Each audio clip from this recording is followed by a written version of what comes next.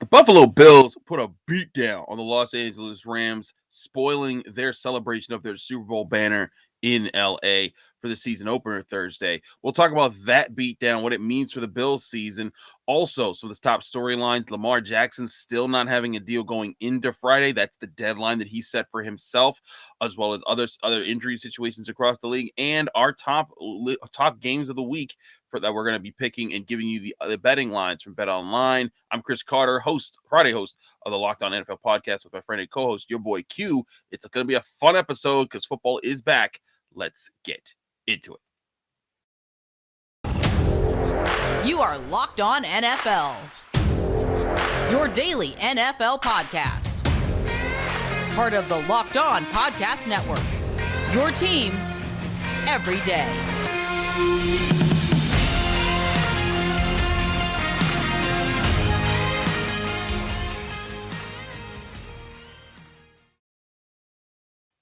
And welcome back to the Friday edition of the Locked On NFL podcast. I'm Chris Carter. He's your boy Q. I'm of Locked On Steelers. He's of Locked On Raiders. We finally made it. The first football game has been played, and football is back. Q, how you feeling, man? Man, it's crazy, right? I remember when the last football game was played. You know, the last game won by the Rams against the Bengals and SoFi Stadium. Now we see the first game of the regular season in 2022 in SoFi Stadium was not won by the Rams. But, man, it's great to have football back. It's exciting. We finally made it through training camp preseason, and now it's all for everything, man. It all matters. So, yeah, I'm excited to be here on this Friday talking some football, what we saw and what we're going to see this weekend. Absolutely, it was a big, huge blowout in favor of the Buffalo Bills in this game. Well, I guess I wouldn't say a blowout, a significant rout. I'll say it that's probably, but it's still a beatdown. It was a blowout. I was trying to be nice, No. like dang. No, you're right. This wasn't even close. The Bills surged out to a 10-point lead. They got tied up by halftime, and then they just dominated the second half. The Rams not scoring a touchdown or not scoring a single point in the second half. But Q, we're not going to rehash the game per se. I just want to know, are the Bills the team to beat in the NFL? Not just the AFC, the NFL, because they looked like if you could go and do this to the team that just won the Super Bowl and embarrass them, oftentimes the team that hosts this game it wins this speech because of the momentum that they're coming in on. They made it seem like they did not care, and they could be the best team in the NFL. I mean, they could be, but again, it's one game so far under the belt of every team in the league. I mean, literally one game has been played. And so I don't want to overreact and say they're the best team. I think it's been a while that they've been the odds-on favorite to win the AFC, the conference, as Josh Allen is a favorite to be the league MVP. And, he showed why this on Thursday night. And so, it was a really good start for them. I'll look at the Rams as a team that they lost a lot. I mean, I think that it was very kind of flying under the radar all offseason, how many players and how much that the Rams actually lost, including their offensive line. And you saw what happened. You saw how many times Matt Stafford was sacked on Thursday night. He left the game at the end of the game with a bloody hand. You could tell that he didn't look like himself. And the Bills defense looked fast. It looked big. It looked strong. And their offense was clicking on all cylinders early and often. But, it's one game. I'm not going to overreact to it. Maybe the Bills had a little bit better training camp than the Rams. Who knows what the case may be. But the one thing that I saw that was a recurring theme, especially early on in the game for both teams, were turnovers, and that's something I expect to see early in the season because most of the time you don't get starters playing in the preseason. So I think that it's not a big surprise when you see turnovers. Matt Stafford just had more than Josh Allen did. 2 interceptions for Josh Allen, 3 for Matt Stafford, 4 turnovers to 3. How about this, though? Even though they did have those turnovers, the Buffalo Bills never punted in this game. All right. That's crazy. Yep. That's really good on their part. And, the other thing about it is, this is a team that they obviously played really well last year that made them, the team to beat, according to a lot of people, this upcoming year. They did a really good job. We all remember that shootout that they had with Kansas City at the end against Josh Allen and Patrick Mahomes, made them change a rule in the NFL. When that happens, it was a hell of a game. But, they for the most part, they have everyone back, right? They have their core guys still intact, and it looked like they still had their core guys, the guys that they expected to be big-time players, of course, led by Stephon Diggs. He had a hell of a game, and it is what it is. And when they had a running back in there, the rookie from Georgia, he carried the ball one time, put it on the ground. Yeah. And guess what? Never saw the ball again. Nope. So they're like, all right, Rook, that was cool. Go on and sit on the bench now. Let the grown folks handle their business. So, for the most part, they have a very veteran-heavy team, and they played like a veteran-heavy team this evening. They did, and one veteran that, don't forget, switched over from the Rams to the Bills was Von Miller. 2 sacks in this game to start the year, showing he's not washed. He doesn't care how old he is. He's coming to get you. And I think that's the thing about this, Q. It wasn't just Josh Allen. It wasn't just Josh Allen, Stephon Diggs. It was Gabriel Davis. It was Allen running the ball. Devin Singletary running the ball. It was 9 of 10 on third downs. Rushing for 121 yards total against the Rams defense that still has Aaron Donald and Von Miller and Bobby Wagner. Like this should have been a closer game than it was if you look at the talent on both sides of the ball, and it just wasn't at all. And I think that is what has me alarmed. I know you say, hey, it's just one game. We shouldn't. But you know what, Q? I'm saying it wasn't just one game. The Buffalo Bills, they've already won the Super Bowl. It is over. Just pack up the bags. Everybody, you can quit now. The Bills are Super Bowl champions. That was a fun NFL season, Q. I'll see you next year. So what you're trying to do is, unlike what we did with Cincinnati Bengal fans last year, where we had them all against us early, now you're trying to get all the Buffalo Bills fans on your side early. So you're trying to make me want to shout. Yeah, that's their whole song, man. I listen. I know enough Bills fans. I've seen them. Give me a table. I'll jump through it. I'm saying that the Bills are for real this year. I don't care. The Bengals are like. But the Bengals are going to say, this is our year. Where they're going to take it. The Chiefs are saying, nah, man, that was just last year. Move to the side. Y'all ain't the Buffalo Bills. They're the best team in football this year. I'm just playing around. But, this was a great day one performance. I picked them to win this game, and I just didn't think it would be this good, this crazy. Right. And again, if I'm another team, I'm looking at that and I'm saying, sheesh, there's a lot of different ways that this roster can beat you. Yeah, for sure. I mean, they're a really good team, no doubt about it. But, one of the things that stood out to me is how bad Jalen Ramsey got cooked in this game. Oh, my goodness. He allowed a perfect passer rating, according to Pro Football Focus, of 158.3 in week 1. He was targeted 7 times, allowing 6 catches for 124 yards and 2 touchdowns. So, Jalen Ramsey was definitely cooked in a major way on Thursday night. And that's just not normal for Jalen Ramsey, as he's still considered one of the better DBs in the league. Yeah, the one pass that wasn't completed was the one that was kind of fired in pretty quick to Stephon Diggs that he almost reeled in in the end zone. So, that was a rough going for Jalen Ramsey. I will say the one touchdown that Diggs did have behind him, it looked more like that was a communication mistake. Like there was supposed to be a safety there, and they weren't. And that's one thing. You're like, oh man, how could he let him run by him? It's like he didn't just let him thinking didn't do it thinking that there wasn't help back there. He thought there was, and but that was a drill too, though. It was one of those, and pretty well from covering the Pittsburgh Steelers. It was one of those that Big Ben and AB made famous for years, right? Mm-hmm. Just keep on moving, keep on running, and something's going to happen positive. And that's what happened on that play as well. Absolutely. Bills, man, team to beat in the NFL right now. They've already won the Super Bowl. We can stop playing the season, but we're not going to stop playing the season because there's a lot of storylines. But there's a lot of great storylines to be had. We're going to go over them. Other teams have great stories going into their games, and then in the final segment of the show, we'll pick our top 6. We got to pick 6, baby, of our top games to pick this week with all the betting lines that you need to know. But first, we got to talk to you guys about LinkedIn, one of our great sponsors here on the Locked On NFL podcast. Now, if you don't know about LinkedIn, you better. You probably do, because you've been looking for a job, and that's the place that you go to post your information so that employers can find you. But if you're out there and you're an employer, listen up, because this is an opportunity for LinkedIn to help you find the person to best help your small business. If you can create a free job post in minutes with LinkedIn Jobs to reach your network and beyond to the world's largest professional network of 810 million people. Then add your job and the purple hashtag hiring frame to your LinkedIn profile to spread the word that you're hiring, so your network can help you find the right people to hire. Simple tools like screening questions make it easy to focus on candidates with just the right skills and experience, so you can quickly prioritize who you'd like to interview and hire. It's why small business rate LinkedIn Jobs #1 in delivering quality hires versus leading competitors. LinkedIn Jobs helps you find the candidates you want to talk to faster. Did you know every week nearly 40 million job seekers visit LinkedIn? Post your job for free at linkedin.com/lockedonnfl. That's linkedin.com/lockedonnfl to post your job for free.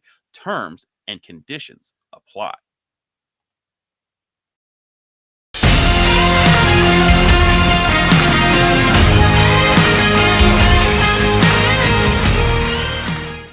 Back here on the Friday edition of the Locked On NFL podcast. I'm Chris Carter. He's your boy Q.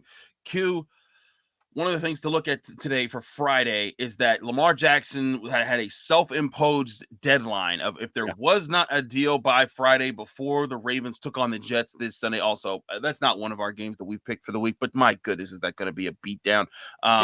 But there's a deadline that he said if it's not done by this Friday, then it's not happening. And they're shutting down the communication talks. Of course, Lamar Jackson is representing himself in these negotiations. I tell people all the time when these type of deadlines are imposed, the extreme to the extreme, like there will be an up to the last second option there. Years ago, when Troy Polamalu was negotiating with the Steelers have a strict, they don't negotiate with you during the season. Once the first game is played, all negotiations stop unless you're a quarterback. But Troy Polamalu literally signed his contract on the plane on the way to the Steelers season opener back in the day. That's how down to the last second teams will get with these type of situations. So I wouldn't be surprised if we just all of a sudden hear, oh yeah, there was a deal signed and because someone caved at the last second. But it is kind of wild to see that a guy who's a former NFL MVP quarterback is still without his contract. Yeah, I agree. And the thing about it is I would feel like it's closer to getting done, like you mentioned, but we just haven't heard anything about it even being close. Normally it's like, oh, hey, the two sides have been exchanging numbers and, they're getting close to the same spot, or, we'll hear a report from this guy, we'll hear a report from that guy, this girl, that girl, whatever. And we just haven't heard that. All we keep hearing is, speculation of, oh, the Ravens offered them this, and then Lamar Jackson tweeting out, no, they didn't, and so it's just like, I just feel like it's not really very close. And again, it goes back to what you just said about how surprising and shocking is this that the guy is a former league MVP. He's the straw that stirs the drink when it comes to Baltimore, and yet he still doesn't have that contract extension. And I just feel like this is going down like the Kirk Cousins path, right? Where it doesn't get done. Then all of a sudden he plays it because he shuts it on down, which I respect. Shut it on down.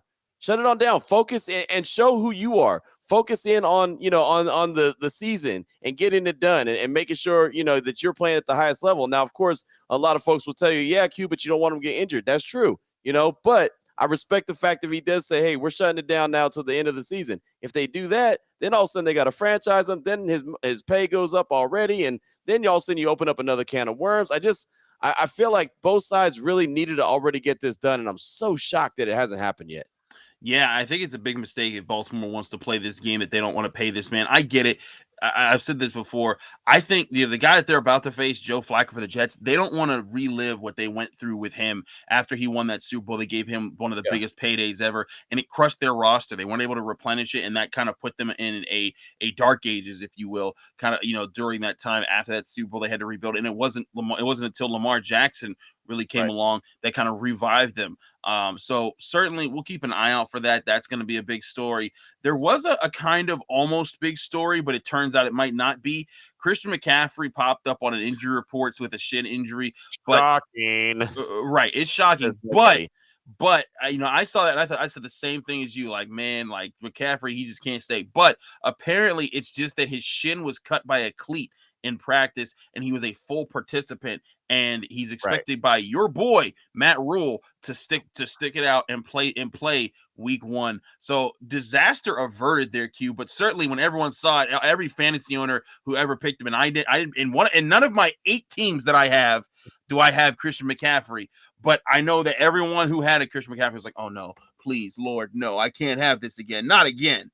Well, I'll tell you what. That wasn't the only people that were saying that. Matt Rule was saying, oh, no, not again. Baker Mayfield was saying, oh, no, not again. Christian McCaffrey was saying, oh, no, not again. And, and the thing about it is when I saw this story and I realized it wasn't a big deal what was going on with them, what I thought about is the value that running backs have or don't have right now in the NFL. Right. That because that's what happens. These guys get paid and then all of a sudden they become glass running backs and they get injured all the time. And so the devalue of the running back position, as much as I hate it, because I really love a great, strong run game. Like, the Steelers have a great, strong running back in Najee Harris. At some point, he's going to want a contract extension. What is it going to look like when it comes time for him? Is he going to be a guy that is still running strong and doesn't have very many injuries? I mean, hell, look at King Henry. As strong, as big and strong as he is, all of a sudden last season he gets injured. And so, Tennessee is expecting him to come back and be fully healthy this upcoming year. But just the value of running backs is not there, man. And so it stinks for that position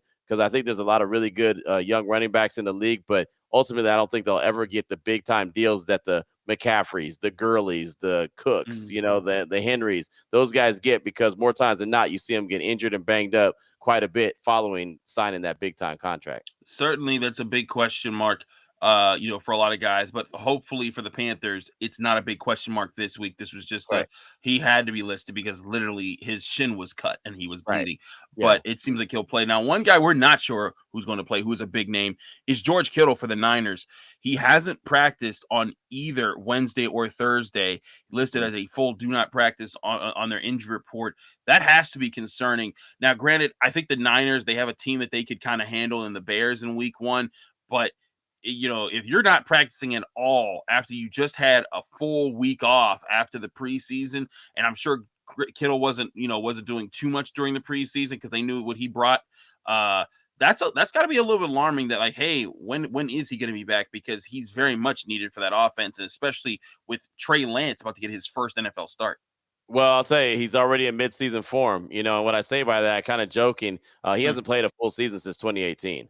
Right. I mean, he misses games. That's just what he does. He misses games. He always has some kind of nagging injury. And it's so funny when I saw that a couple days ago about him missing practice due to the groin injury. I saw a bunch of 49ers fans and even guys that cover the 49ers saying, well, there goes George Kittle. It's always something that pops up with him. And a hell of a tight end, one of the better tight ends in the league. I would say he's top 3, no doubt about it. But, I mean, availability is always an issue when it comes to him. And you pointed out the biggest, note when it comes to George Kittle and the 49ers. They need him now more than ever because they're trying to make Trey Lance the full-time starter. They're trying to make him the dude. And the best friend of a young quarterback is a strong run game and a strong tight end. And the 49ers have both of those, but they're not going to have him if he doesn't play on Sunday. Even if it's only the Bears, still you'd like to see him out there. So it looks like George Kittle is a good chance he might not play and keep that streak alive of not playing a full season. Yeah, that's going to be crazy. Another big name, and really an older name, but it was an emergency signing by the New York Jets. Of course, we know Mekhi Becton's out for the season. Really unfortunate for him. But the Jets can't seem to catch a break because not only will Zach Wilson miss this week, but Robert Saleh said that Duane Brown, the tackle that they signed to replace Mekhi Becton, is being evaluated for a shoulder injury, and it's not looking great that he's going to be able to start this weekend. So now you'll be down to a third string option there. That alarming. If I'm the New York Jets, you're already starting Joe Flacco against the Ravens. You're missing the superstar tackle that you signed to build your offensive line, and you have all these young guys that you're hoping to set a good tone for. I think they're in for a rough week 1. Yeah, man, the Ravens, those defensive guys, the edge rushers, the interior defensive linemen, they're licking their chops right now thinking, oh, man, they got a wounded duck there as far as the offensive line goes. Duane Brown's already a little bit older. He's been banged up quite a bit, but the Jets can't catch a break, man. As you mentioned, Zach Wilson out for multiple weeks, Mekhi Becton out for the year, second year in a row. I mean, they just really can't catch a break. And the crazy thing is they had a really good draft. They had a pretty good free agency as well. So I think that they have talent on that team. But, I mean, if you can't stay healthy and you can't put it together, and there's still question marks if Zach Wilson's even the guy or not, I kind of tend to believe he's not. But that's just me. I know Joe Flacco's not the answer long term. I know he may be the answer right now, but not the long-term answer. So what are the Jets going to do? They got a lot of work. But right now they're banged up and injured. And so it looks like another season of picking really early in the draft once April comes around. It just seems like another year of the New York Jets being the New York Jets right now, and they haven't even set foot on a field to play a game. That's crazy. But we're going to do our pick six. But first, we got to go talk to you guys about BetOnline, who's going to sponsor the next segment. BetOnline.net is your number one source for all your betting stats and sports information. With the NFL season here, there's no better place to learn about all the odds, all the lines, all the prop bets, everything you need to know about betting on these NFL games right at betonline.net. You can also bet on everything Major League Baseball there as well, as the season's coming to a close. The playoffs are getting closer and closer. It's that time of the year in September, so get your bets down on the NFL and on Major League Baseball at BetOnline, your continued source for all your sports wagering information, from live betting to playoffs, esports, and more. Head to the website today or use your mobile device to learn more about the trends in the action at BetOnline, where the game starts.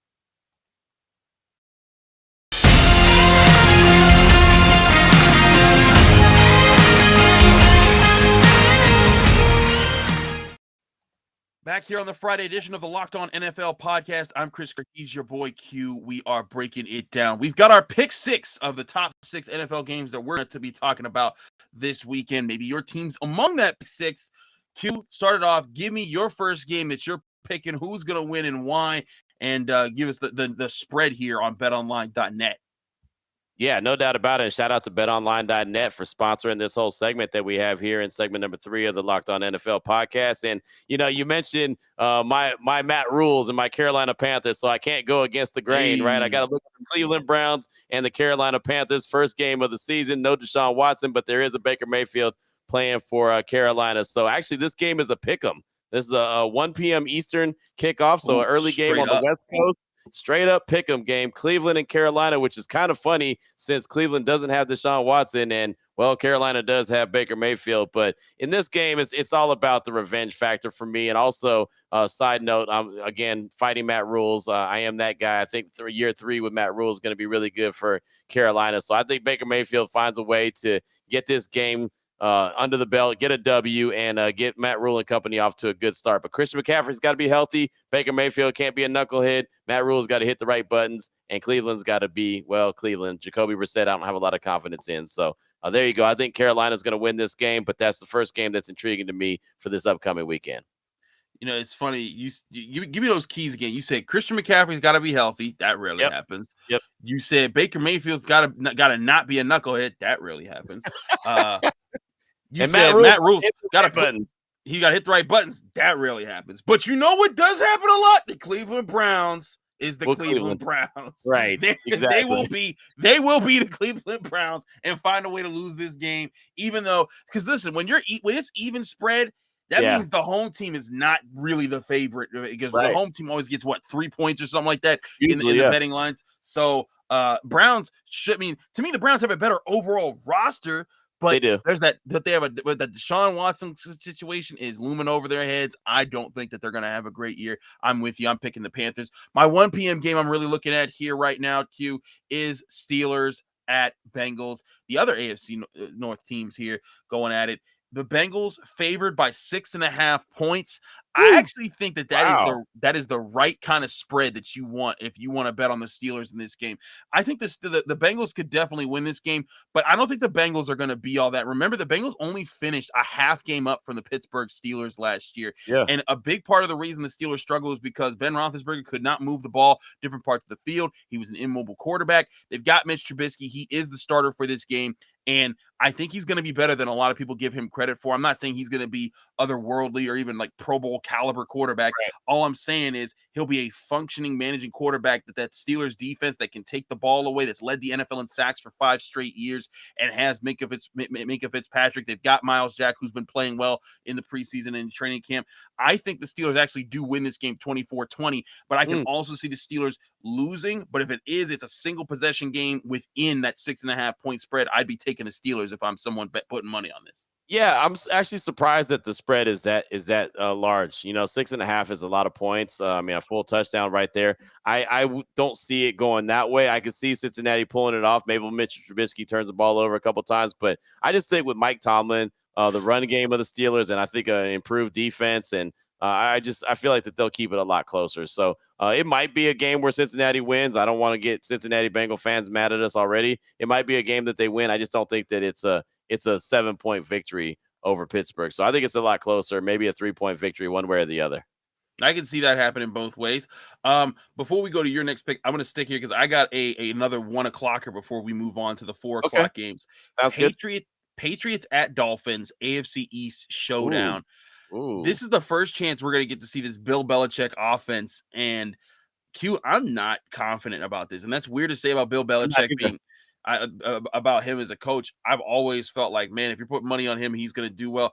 I actually think the Dolphins at home, they're 3.5-point favorites. I will take the Dolphins and the points. I don't care. They're finding a way to win this by more than 4 points in this game. I don't know if they're going to win by more than 3. They might win by a field goal. I think Miami is going to be good. I have question marks with the quarterback and Tua, but I don't think New England's going to be good. I think their offense. I saw it up close and personal when they had the joint practice with the Raiders, and I know it was just joint practice during the training camp and preseason, but it just didn't look good, man. That offense really looks like it's on the struggle bus without head coach Josh McDaniels. Well, offensive coordinator Josh McDaniels, who's now a head coach with the Raiders. It just doesn't seem right? It doesn't look like it has any kind of rhyme or reason to it. So I think they're going to struggle, especially early on. I'm with you on this. Miami wins. I don't know if they're going to win by more than 3.5. I don't know if they're going to cover the spread, but I do think they're going to come away with the dub, and that's all that matters at the end of the day. So there's that. So that's a good one right there. I like it. Let me go to a 4:25 Eastern time. Yeah, this is a big game. Yeah, this is a big one, and I'll be at this game. It's in LA. It's the Raiders and the Chargers. We just talked about head coach Josh McDaniels. Well, he is the head coach of the Raiders. Right now, the Chargers, according to betonline.net, are the 3-point favorites. And again, you mentioned it, 3-point favorites at home. That's what happens. So this is a very even game. The AFC West is a very even division. I think it's wide open for any team in the division to go ahead and win. I wouldn't be surprised if any team in the division wins it, but this one's going to be a tough one, a rematch of what we saw from Week 18. I just, for some reason, all week long, I've been confident that the Raiders are going to win this game. And I can't really tell you that it's just like, oh, this is the exact reason why. I just feel like that they're the better team as far as just being prepared and being ready to roll. Maybe it's they had the extra preseason game. They had an extra couple of weeks of preparation as far as being the Hall of Fame game as well. I don't know what it is that makes me just so confident, but all week long, I've thought, yeah, the Raiders are going to win this one 27-20. So I know that the Chargers are 3-point favorites. Both teams, by the way, little nugget here, both teams have won their first game of the season all through the last 3 seasons. So something's got to give. One of the two teams has to lose on Sunday, but I'm going to roll with the Raiders. And it's just, I don't know, like I said, a gut feeling. I feel like that they're going to be the better team on Sunday. I feel you there. I'm gonna roll with the Chargers, and I'll take the points as well. They're -3 in this game. I think Justin Herbert's in for a big year. He's got weapons on weapons on weapons in his offense. And listen, I respect the Raiders a lot. You know that we talked about this a lot all last season. All the things that they went through, losing John Gruden, losing first-round picks, players who were first-round picks because they were doing stupid things. Derek Carr kept that team together, and they've added Devontae Adams. But you look at that other side of the ball, Keenan Allen, Mike Williams, Austin Eckler for Justin Herbert, and then they got on defense, they got a Bosa brother. They added Khalil Mack. They got the guys. They got Derwin James, who's actually healthy now. I just think too many things line up for the Chargers. They're at home. They'll try to get the home don't matter. You know that in LA. In LA, it don't matter. We just home saw game. It. But the Raider home game. They can't have both LA teams lose like that at home in the same week. That would be tragic. It's funny though because that LA that's a Raider home game. Like there's going to be more silver and black fans in there. That's a good point. And J.C. Jackson looks like he's going to be out. So that's, you got to go up against Devontae Adams, Darren Waller, Hunter Renfrow with no J.C. Jackson. It can get a little dicey. It could get dicey there. I'm still picking the Chargers. I think they're going to be the better team in this situation. We all know, hey, the Raiders came through for the Steelers last year in overtime, not taking that tie. But I do think the Chargers are going to win. I'm going to go with the other 4 o'clock game here. The Kansas City Chiefs on the road against the Arizona Cardinals. The Chiefs favorites are we giving 6 points? It's Chiefs -6. Which means if they're on the road, that means, again, they're really seen as 9-point favorites here. I think they win this game. It might be closer than 6 points, but I would take the Chiefs and the points in this one. I think they're that much better of a team. Until DeAndre Hopkins comes back, I think that the Cardinals are in some trouble. They'll be able to beat the weaker teams on their schedule. Like they'll handle the Seahawks and like other bad teams that they got to face. But until DeAndre Hopkins comes back, I think beating teams like the Chiefs is going to be a tall task for this team and Kyler Murray.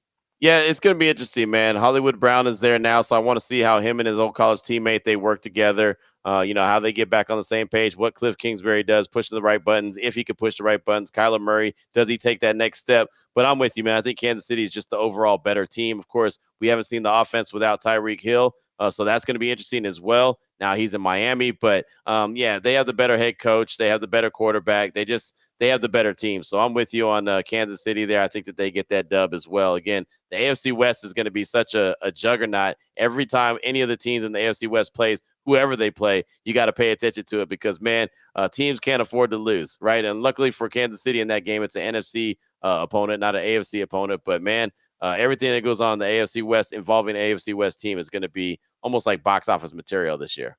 I think it will be. Stop me if I'm crazy here, Q, but didn't the Buccaneers and Cowboys open up last season too with week 1? Yeah, Thursday night football. Yep, remember it was Thursday night football. Yep.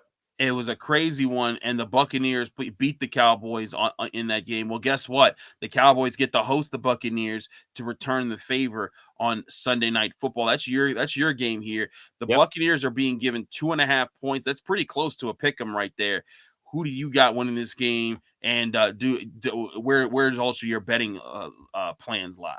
Well, I'm going to roll with Tampa Bay in this game. I'm interested, though, because Tom Brady took that little hiatus from training camp. There's all kind of different, questions on why he did. It's none of my business. I just know he was out for a while. Mm-hmm. I know that Chris Godwin is going to be questionable for the game coming back from that ACL tear.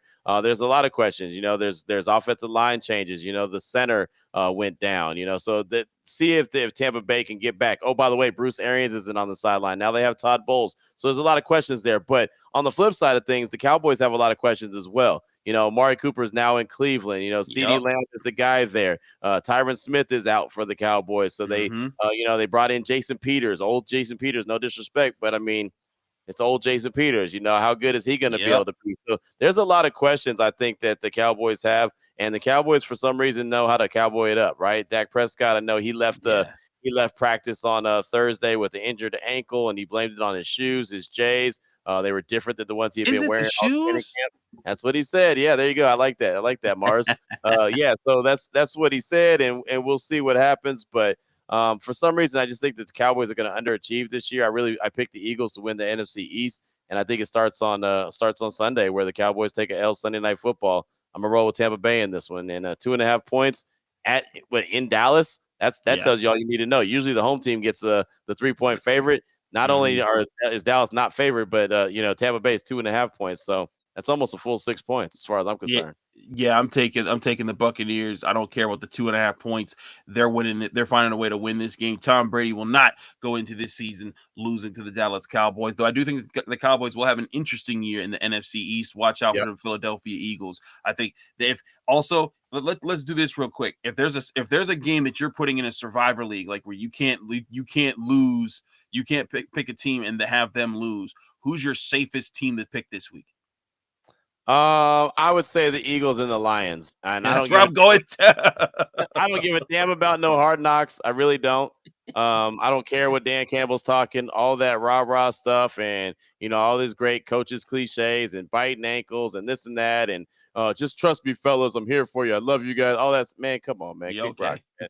That old school stuff don't work, man. I'm good. Look, I survived John Gruden 2.0 where he said, I'm not about dreams. I'm about creating nightmares and all that yada, yada, yada that he did on Hard Knocks. And, well, we see how that all shook out. So, yeah, there you go. No thanks. Did you say dreams and nightmares? That's a Philly thing, man. So that's just more sense that they're about to get a dub in this game. That's Meek Mill, man. Meek Millie. With some Meek Mills. But I'm right with you. Hey man, shout out to me. He always supported my alma mater, Chain University, whenever we needed him to come through for a concert. But I'm right with you on that. I think that the Eagles are going to stomp out the Lions. I think they're. How about this though? Dan Campbell is the leading odds-on bet to be Coach of the Year. I think people are buying too much into Hard Knocks, man. That people got it's sipping on the Kool-Aid. I don't watch that stuff anymore. Womp womp womp. No thank you. I don't either. No, I'm good. Exactly. But there's our pick 6. Are we crazy? Are we on point? Let us know if you agree with us in the comments section, especially if you're watching this on YouTube or if you're listening to this on Apple, Spotify, Google Podcasts, Odyssey, or anywhere podcasts are hosted. Thanks for checking out the Friday edition of the Locked On NFL podcast. I'm Chris Carter. He's your boy QQ. Let me know they can find you, follow you, and get more of your work. Yeah, man, I'm on Twitter at your boy Q254, Locked On Bets, Locked On Raiders, Locked On NFL. You can find everything I do right there. And if you're watching on YouTube, check out the waves, man. Look at hold on. Can you see the waves? A I little can't dark. see the waves. Okay. Well, I got the waves. Anyway, yeah, at your boy Q254, always in the barbershop every Saturday morning trying to keep those waves tight. How about you, Chris? I see you got a nice fade today. Thank you, sir. I do got a nice little fade going on. Yeah, you do. All right. My boy Antoine Hook actually hooked it up on Thursday. So there you go. I'm Chris Carter. Follow me on Twitter and Instagram at Carter Critiques. You can listen to or watch the Locked On Steelers show, just like you watch the Locked On NFL show, or listen to the Locked On Raiders show, Apple, Spotify, Google Podcasts, Odyssey, YouTube. You can also read my work at the Pittsburgh Post Gazette, post-gazette.com. I cover Pitt athletics. Pitt versus Tennessee this weekend, a match of two top 25 teams at Acrisure Stadium. It's going to be a big one in the North Shore of Pittsburgh for sure. Thanks again for checking out the Locked On NFL podcast. We'll be back next week breaking down what happened on next week's Thursday Night Football. It's Chiefs Chargers. That's going to be a big one. And then getting you ready for the week 2 slate of games. Again, thanks for checking us out. Back on your screens and in your ears next week.